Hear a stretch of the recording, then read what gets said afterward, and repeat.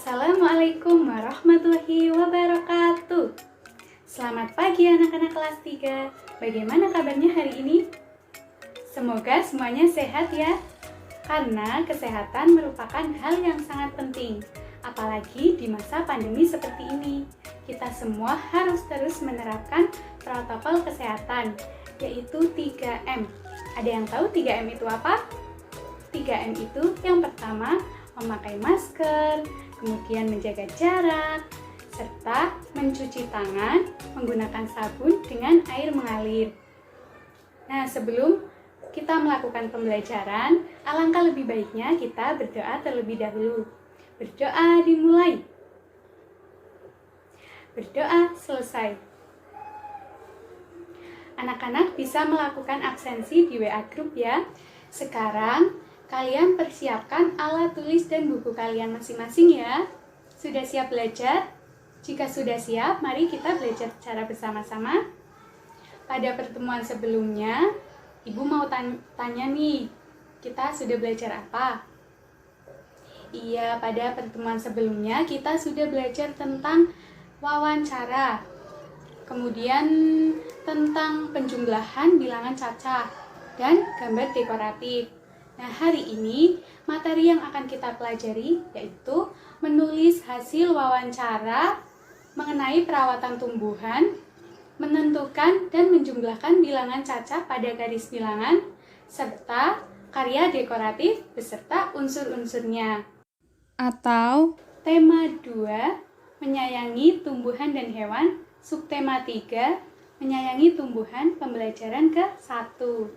Pada pembelajaran kali ini, Ibu harap kalian mampu menggali informasi dan menuliskan hasil wawancara mengenai perawatan tumbuhan. Kemudian, menyelesaikan penjumlahan bilangan cacah dengan menggunakan garis bilangan, serta mengidentifikasi unsur-unsur yang ada dalam karya dekoratif dan membuat karya dekoratif. Menyayangi tumbuhan. Kita harus saling menyayangi sesama manusia. Selain itu, kita juga harus menyayangi tumbuhan. Tumbuhan telah memberikan banyak manfaat kepada manusia. Perbuatan menyayangi tumbuhan merupakan salah satu bentuk syukur kita kepada Tuhan. Apa yang harus kita lakukan untuk menjaga kelangsungan hidup tumbuhan? Anak-anak, mari kita bersama-sama membaca teks bacaan berikut ini. Siti sangat senang bunga melati. Siti membeli bibit bunga melati. Dia ingin menanamnya di dalam pot. Siti belum tahu cara menanam bunga melati. Siti pergi ke perpustakaan sekolah. Di sana, dia menemukan buku yang dibutuhkan. Buku tentang cara menanam bunga melati di dalam pot. Berikut petunjuk perawatan melati yang Siti baca. Yang pertama, siapkan pecahan batu bata merah atau genting, susun di dasar pot. Yang kedua, campurkan pasir, tanah, dan pupuk kandang. Masing-masing dengan bagian yang sama. Isikan pada sepertiga bagian pot. Letakkan di atas lapisan pecahan batu bata merah atau genting. Yang ketiga, masukkan bibit melati. Sisakan media lama yang masih menempel. Tujuannya agar tanaman dapat beradaptasi dengan media baru. Yang keempat, tambahkan campuran pasir, tanah, dan pupuk kandang. Jangan isi pot sampai penuh. Sisakan 2 cm dari bibit pot untuk memudahkan penyiraman. Yang kelima, pastikan tanaman dapat berdiri kokoh. Yang keenam, siram tanaman dengan air secukupnya. Kemudian yang ketujuh atau yang terakhir, bersihkan bagian luar pot dari kotoran. Letakkan pot di dalam tempat yang diinginkan. Anak-anak, kalian bisa mengerjakan soal di buku siswa halaman 109 sampai dengan 110 ya. Soalnya itu kalian memberi tanda centang pada kalimat yang sesuai dengan petunjuk perawatan tanaman melati tadi yang sudah Ibu bacakan. Kemudian jika kalimatnya salah, kalian memberikan tanda silang. Nah, Ibu beri contoh ya. Yang pertama, batu bata merah dan pecahan genting diletakkan di dasar pot. Nah, ini sesuai dengan petunjuk perawatan tanaman melati tadi ya. Berarti kita beri tanda centang. Nah, itu contohnya. Paham anak-anak? Siti ingin mengetahui cara merawat bunga mawar. Ia mendatangi penjual bunga untuk bertanya tentang cara perawatan bunga mawar. Jika kita ingin mengetahui perawatan suatu tanaman, kita harus bertanya kepada orang yang memahaminya. Tanaman apa yang ingin kamu ketahui perawatannya? Nah, mari lakukanlah wawancara dengan orang yang memahami cara perawatannya. Dan kemudian tuliskan hasil wawancara yang telah kamu lakukan ya. Anak-anak, Ibu akan menjelaskan tentang wawancara. Wawancara adalah suatu cara mengumpulkan informasi dengan mengajukan pertanyaan kepada narasumber. Nah, narasumber itu apa sih? Narasumber adalah orang yang diwawancara. Dan biasanya narasumber ini mempunyai pengalaman yang sangat luas. Sedangkan pewawancara adalah orang yang mewawancarai atau orang yang melakukan wawancara.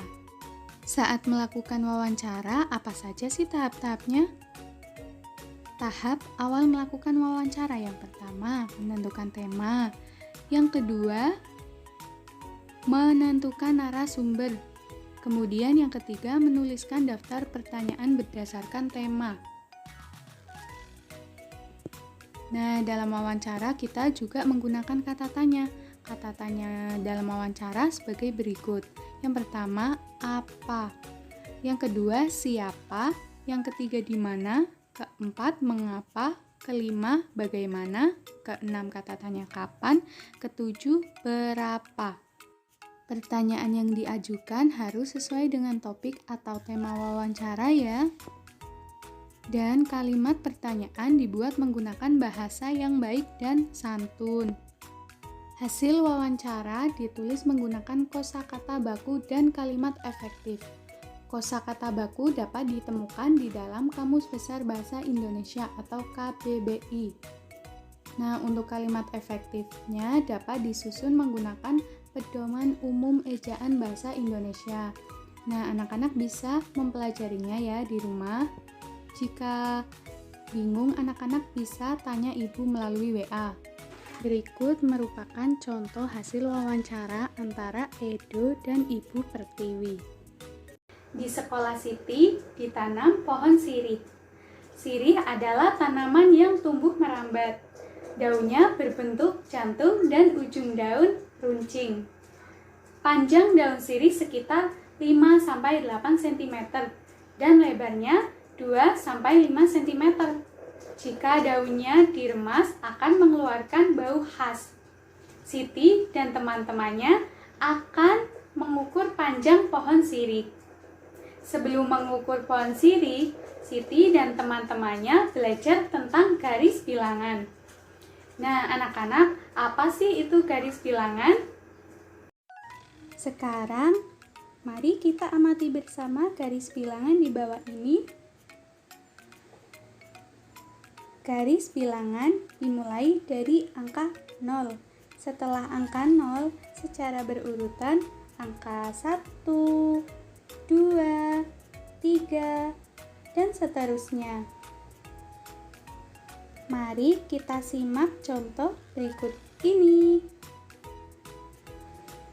Pohon sirih yang baru ditanam berada di posisi A atau pada angka 0. Setelah beberapa waktu, panjang pohon sirih ada di posisi B atau pada angka 2.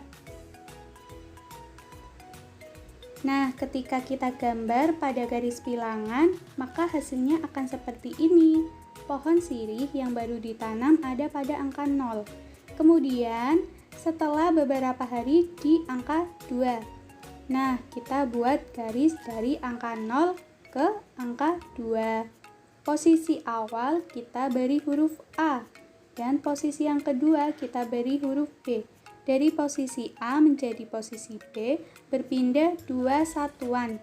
Kita dapat menuliskan bentuk penjumlahannya sebagai berikut, yaitu 0 ditambah 2 sama dengan 2. Nah, untuk contoh yang lainnya, perhatikan ya anak-anak, panjang pohon sirih ada di posisi angka 3. Setelah beberapa waktu, pohon sirih bertambah 2 satuan. Nah, sekarang bagaimana cara menyelesaikan soal tersebut? Mari kita bahas secara bersama-sama. Nah, anak-anak, mari kita perhatikan garis bilangan berikut ini, di mana posisi awal ada di angka 3. Kemudian bertambah menjadi 2 satuan. Dari 3 kita bergerak 2 langkah atau 2 satuan jadi ke angka 5. Dengan demikian dapat kita tulis dalam bentuk penjumlahannya 3 tambah 2 sama dengan 5.